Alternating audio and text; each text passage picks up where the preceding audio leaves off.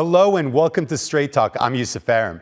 It was one of the earliest sites of the Syrian revolution. In 2011, protesters took to the streets in Hama demanding the end of Bashar al Assad. That uprising was crushed and the country descended into a civil war that has killed hundreds of thousands of people. But during those 13 years, the Syrian regime always maintained control of Hama. Now that has changed as opposition forces entered the strategically important city, placing them just 200 kilometers from Damascus. In less than a week, the situation in Syria has dramatically shifted. On November 27th, opposition groups in Idlib launched a major offensive, spearheaded by Hayat Tahrir al-Sham, better known as HTS. They seized Aleppo, Syria's second largest city, which has been under regime control since 2016. Their troops were forced to retreat as Russian airstrikes hit the city. Days later, the opposition pushed into Hama, a city with deep symbolic meaning and strategic importance. So, what lies ahead for the Syrian regime as its adversaries close in on Damascus? For more, joining me now from Istanbul is Navar Shaban, a conflict analyst at the Omran Center. From Doha, Mahjoub Zohari, a Qatar University professor in contemporary Middle East politics. And from Ankara, Ahmet Keser, a professor at Hasan Kayoncu University. Gentlemen, we can basically fit a year into what's happened over the past 2 weeks, but we only have 30 minutes right now, so I want to get right into it. Navar, many major cities changing hands from the regime to the opposition. What does this mean for the opposition right now? How are they positioned? So first of all, thank you for having me.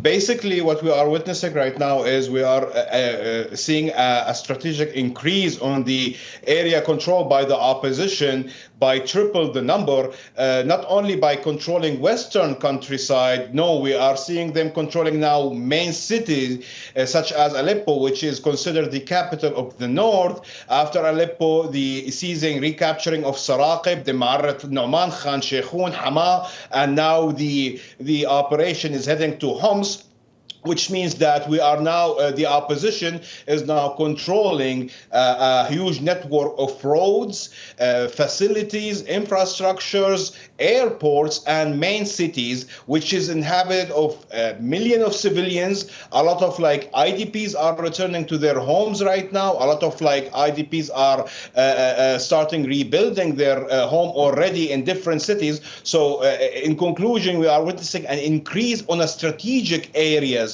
Not only an increase on western area, countryside area or battlefront. No, you are capturing main cities, you are capturing towns, main roads, airport, military sites, infrastructure. So basically, you are getting more legitimacy from the perspective of having a control on the ground. It's not about any more battlefronts. It's about controlling main cities and its road of node of roads, as I said, infrastructure and so on, and being responsible of the security and services of millions of civilians, which you already witnessed in different area is being done, let's say, in a good way, considered that it's still a military operation, but still there is services are provided to people in Aleppo city. Also, they started in Hama and Ma'arat Nu'man and Khan Sheikhun and so on.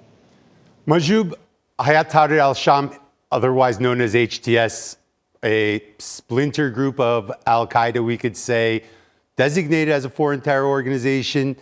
It was basically confined to Idlib. Now it's one of the major players. How did it get here over the past couple of years? How did it build its power like this? I think the answer in your question is being delivered today on an interview by Ahmed al-Shara, who's known in Julani, in an interview where he said there were three things were happening in the last few years. One is unification of all forces behind one specific goal, which basically liberating the country. And number two, trying to create a common sense. What is needed? What is need to be done on the level for Syrians? There were always a blame on Syrians. They are divided. They are not unified. They are working for different agenda.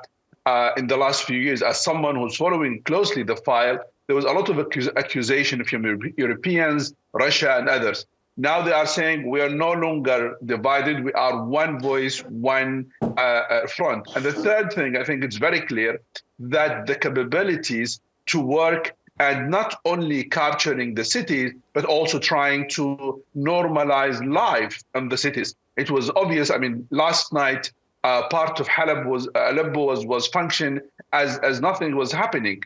And that is an indicator that what so-called the opposition were able to provide services to the people and give them a sense that things are moving quickly to have a normal life. I think those three reasons can explain to us that those groups who are known as part of Al-Qaeda has been changing in the last few years, and are changing for different reasons. First, I mean, the main reason is basically they don't want to be demonized by the others. They are Syrians. They are defending their countries. They want to end an authoritarian regime, and they want Syrians to work together. The discourse, the slogan we have heard in the last few days is very interesting. They talk about unifying Syrians regardless of their sex. They talk about Syrians working together. They're going to the Christian houses, providing them with the flowers and the bread. These kind of small dots, if you put them together, they are a strong indicator. There is a real change when it comes to the opposition in front in Syria, and also to the military groups. They become more civilized in a way and more ready to work in urban areas to avoid only just fighting rather than creating a normal life. Ahmet, Syrian National Army, also known as the SNA, another major opposition force. What has been their role in this recent round of operations? What are their goals? Yusuf, thank you very much, first of all, for having me. Of course, HTC is leading the operation, but Syrian National Army is also a part of the opposition in this one, especially in the regions where, because of the vacuum created by the withdrawing regime forces in Tel Rifat region or Manbij region, if these regions and airports are being invaded by the PKK, YPG, SDG forces, the Syrian National Army does not let them to invade those regions and try to get them back from those forces as well and take them under the control of this Syrian National Army.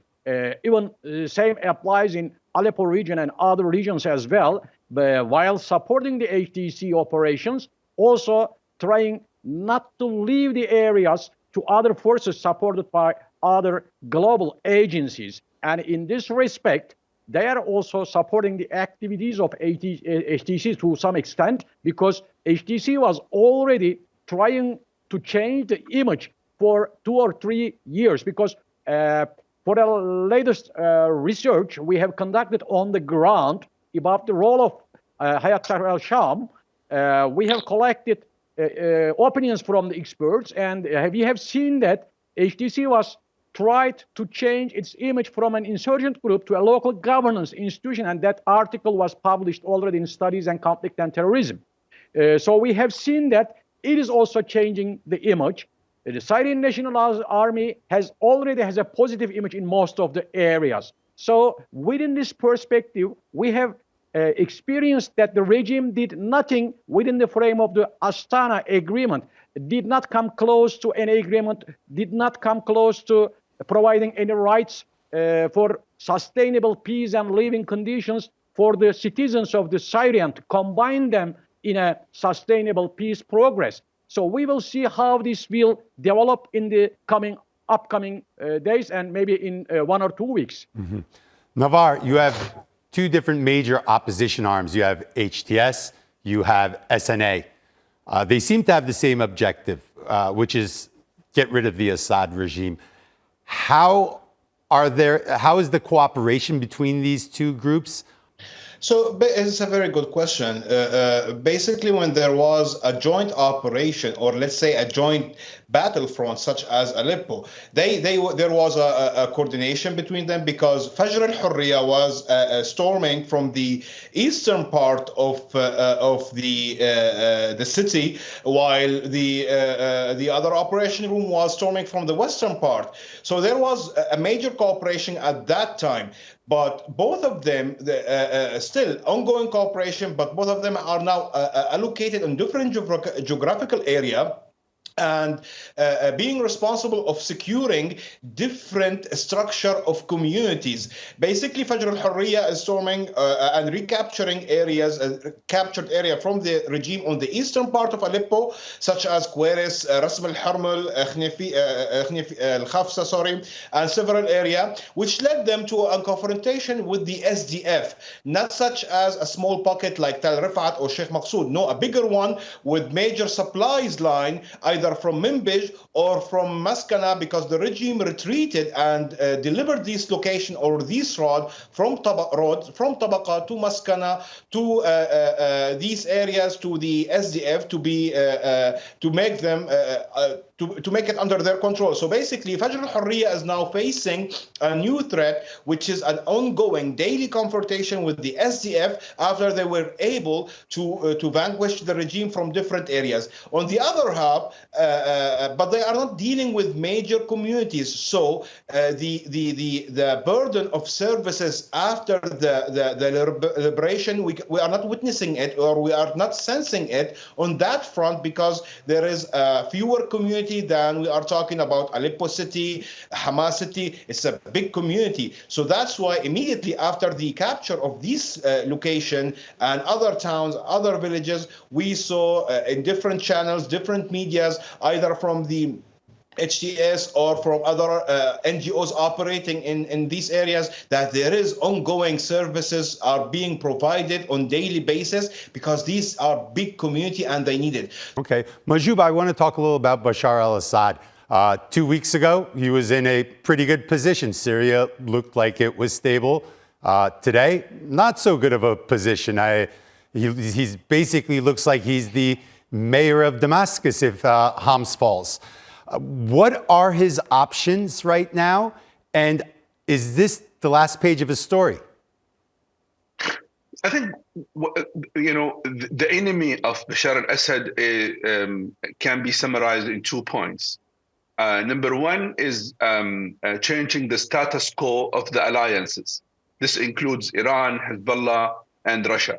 There is a serious change of their status quo. There are other issues they are facing and tackling, and they are no longer can function and support him as they used to be. This is a major shift. And number two is the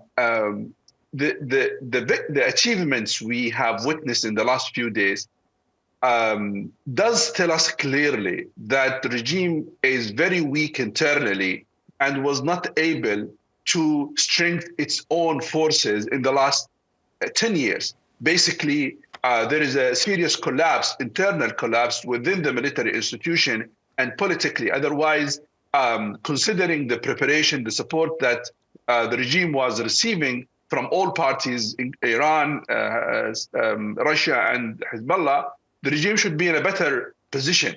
But what we are witnessing is actually the opposite. So the enemy of Bashar al-Assad now is actually, how can he return that status quo? The status quo, from my perspective, it's hard to go back. Iran is facing real challenge to go back and support him as they used to be with this kind of open confrontation with Israel. Hezbollah is not in a good shape, even if they send hundreds of troops or people to help. The progress which the opposition have made cannot be stopped unless two things happen. One, an attack from air forces, which Russia should be involved, or a third country, or a serious military support to the regime on the ground base. And here, a major element comes important, which is the role of Turkey. Turkey is becoming an important player in this context, and I don't think so any of the players will do anything of supporting Bashar al-Assad without consulting with Ankara. Ankara now has a very clear image about what's happening, understanding about what's happening, even with the silence that's coming from there. But it's obvious that they are pleased of the status quo which is being created now by the opposition. That situation will help Turkey on its meeting tomorrow in Doha to put more conditions and more and to be more solid on its position when Turkey talks to Iran and Russia tomorrow in Doha. Ahmet, Mahjoub's saying that Turkey is really well positioned right now. I want to ask you, what is the view from Ankara? The Turkish president just recently spoke. He's still saying that Bashar al Assad is avoiding meetings. He's still saying that he's avoiding the peace process. So despite all these gains on the ground by the opposition, it still looks like Erdogan is leaving an open door for Assad. What are your views? Because the comments coming out of Ankara have always been cautious over these past 2 weeks. Yusuf, when we look at Turkey's position regarding all the ongoing conflicts and the situation in the region, we can focus on at least several critical points. First of all, for all the Syrian citizens, a sustainable peace condition which they can survive in better peaceful conditions in the coming future. The second, by conducting such kind of a sustainable peace condition, not giving the pay for new refugee waves. The third, an agreement on a constitution which will allow all the parties to keep their rights for a better life in the region. So that's why bringing all the parties, maybe within the Astana progress or without any other thing, because the tactical picture is changing very fast in the region. And also all the global and regional actors are repositioning their own locations as well. So maybe in the near future, not a mediation role, but in this time, maybe an arbitrator role should be taken by Turkey or Qatar with those affecting countries in the region, which may also, because have the trust of the opposition units in the region. Because just having Assad type or Russia or Iran has nothing to do at the moment, because they lost the trust within almost all the layers of the community, because within the Astana progress, they didn't bring any new thing to the region. They could not reach any solution for a new constitution. They could not provide a well future for all the layers of the community or the citizens of the Syria. But now they are with all the parts or layers of the opposition. They are trying to take over all their rights by themselves, by their own forces. So the position of Russia, as Mahjoub has already indicated, if they will use air force in the area, or the position of Hezbollah, if they will be transferred Lebanon to this area to support Assad, will designate the future of Assad as well in the region. So we will see if the new position of Syria will be without Assad or with Assad, with the agreement with all other parties. So Assad still has a gap or time to come to the table and to get an agreement. If he's too late to do that, maybe he will be in need to just to leave the country as well and losing everything. Maybe he will go to live in Russia or in another country. We will see, because in 1 or 2 weeks, everything is changing very fast. There is a speed tactical picture change on the ground. So this is open for all new kind of things, and all the regional countries, the Gulf countries led by Qatar and Turkey, they are ready for all new developments, I think, in the region. Navar, while the SNA and the HTS have gained land, so has the SDF-YPG as well. This is obviously concerning for Turkey. How do you view what the YPG is trying to do right now, the way they're trying to take advantage of the situation? Could this trigger a Turkish response? Of course, in a way, it could, because they are not operating, or they are not trying to advance in a random way. What they are doing, for example, in eastern Aleppo, they are trying to control some of the main road and the thermal power station, which provide electricity to Aleppo, and they are trying to advance to Queris, also airbase. So basically, it's obvious that their advance or their tactical are not random. It's strategic from a perspective.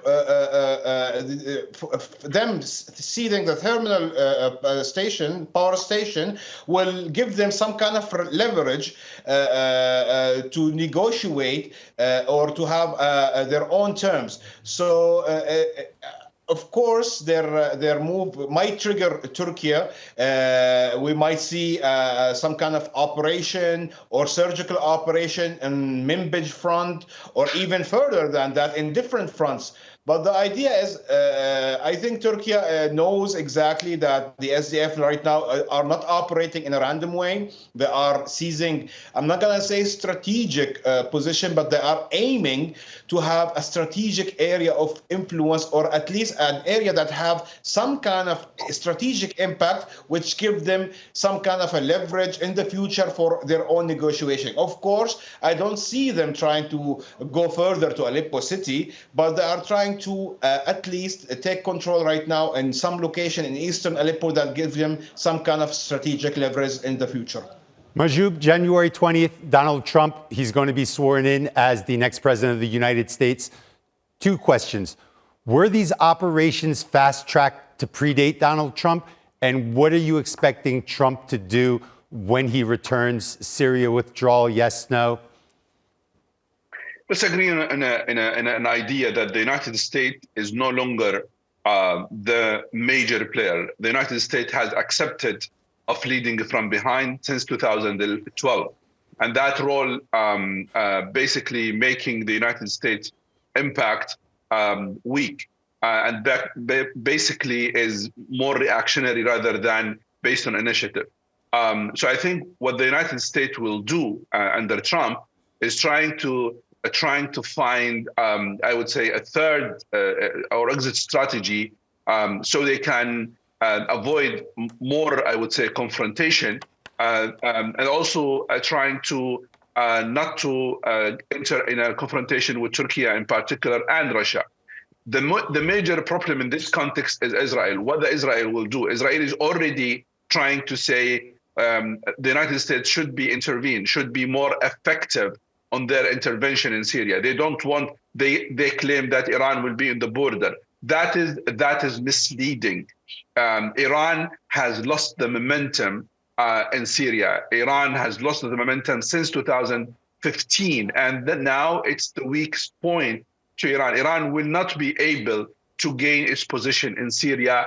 Iran will try to work with Turkey to avoid confrontation with Turkey.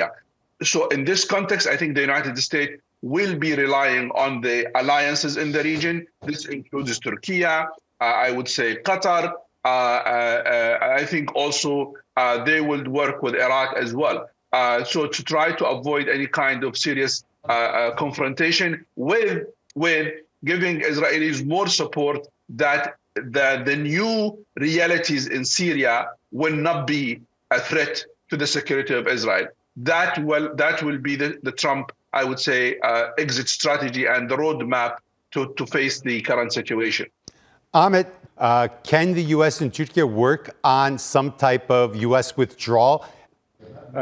Yusuf, for the first question, I think the strategic myopia, which I will say is simply for the United States regarding to the region, because they do not just have a geopolitical distance to the region, they have a cultural distance and a strategic myopia about understanding ongoing issues on the ground. So the agreement or memorandum between the two countries may come only if the United States cut the support to the PKK, YPG, and if they forgive to construct any kind of terror country within the region, which they see as a support to the Israel's development in the region, or for the security of Israel in the region. So I think if they forgive about their plans regarding to this one, or realizing that Sykes-Picot agreement in the region by dividing the countries into some subdivisions again, or changing their positions from a unitary type to a federal type in the region. If they draw their hands from the region, I think the region can find its future in a better and secure conditions.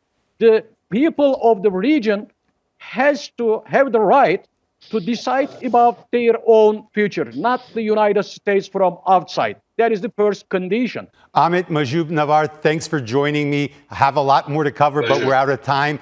I have a feeling we'll be doing this again soon. Thank you.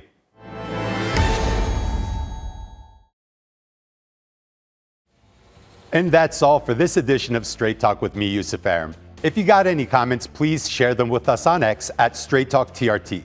Also, don't forget to subscribe to our YouTube channel where you can find more exclusive content. Until next time, take care and goodbye.